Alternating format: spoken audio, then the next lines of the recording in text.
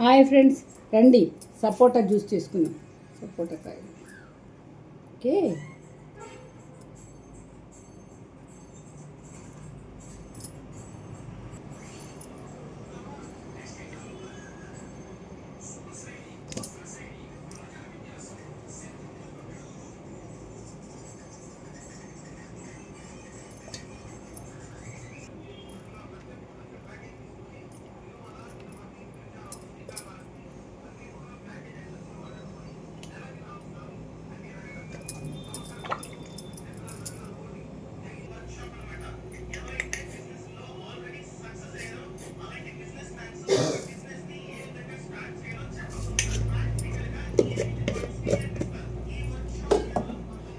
4 స్పూన్లు 3 స్పూన్లు షుగరు, ఇవ్వండి పాలు, మిల్క్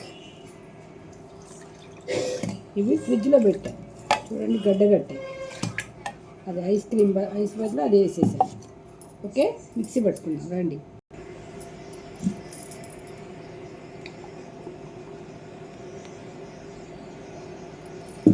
సపోటా జ్యూస్ రెడీ. రండి తాగుదాం, ఎలా ఉందో చూద్దాం. సూపర్గా ఉందండి. ఎండాకాలం కదా, రోజుకు జ్యూస్ చేసుకొని తాగండి. చాలా చాలా బాగుందండి. నేనైతే సపోటా జ్యూస్ ఈరోజు తాగుతున్నా. బాగుందండి.